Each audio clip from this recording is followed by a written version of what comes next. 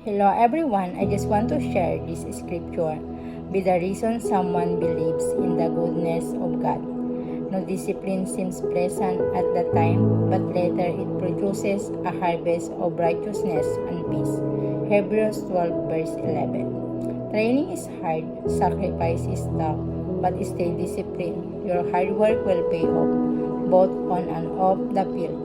Wait for the Lord. The righteous person faces many troubles, but the Lord comes to the rescue each time. The greatest knowledge that someone can possess is the knowledge of God.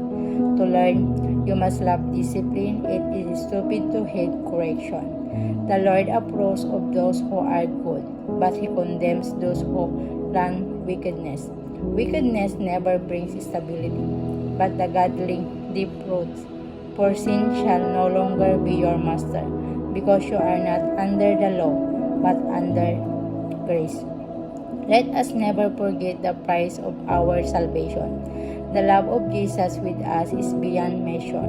His sacrifice is the greatest act of love the world has ever known. Mary is the greatest mother even known. She will remind you of the price it cost Jesus for loving us and giving us salvation. Let us not forget this act of divine love.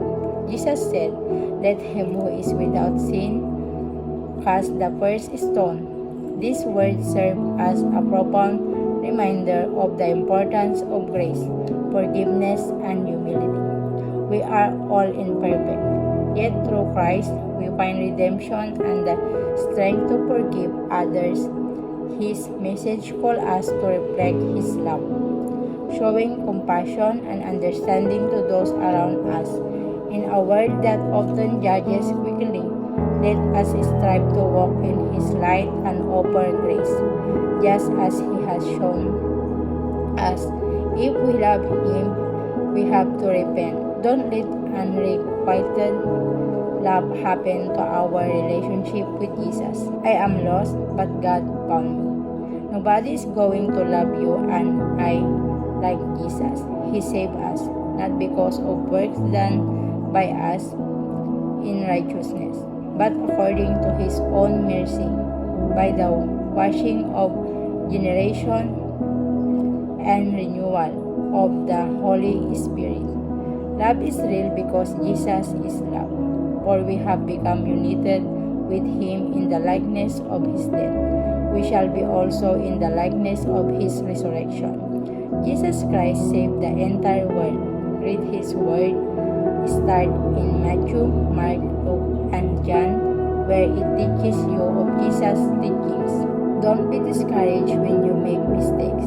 We are human. The life of the Lord is a hard path to follow. Do not focus on running from sin.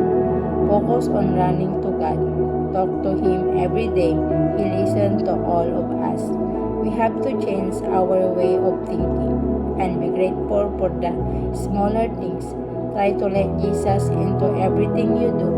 You must obey God. Found the Lord almost a year ago. Things have been rough and they still are.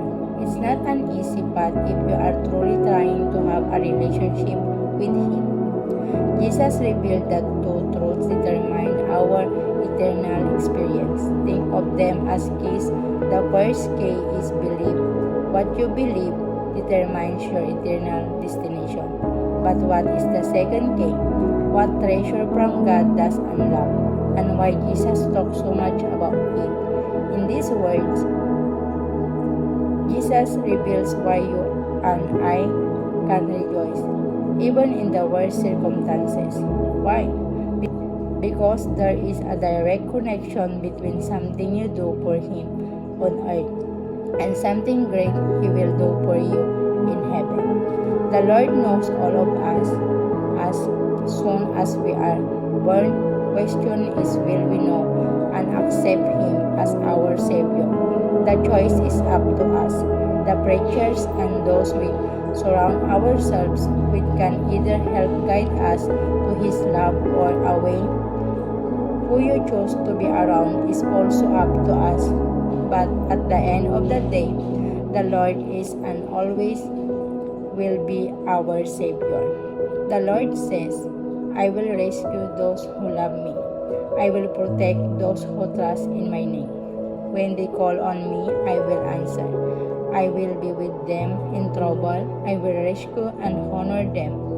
I will reward them with a long life and give them my salvation. When I had nothing left, Jesus reminded me that He is everything I need. The greatest knowledge that someone can possess is the knowledge of God.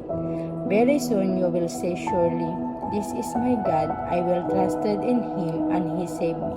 I will rejoice and be glad in His salvation. Thank you everyone. God bless you.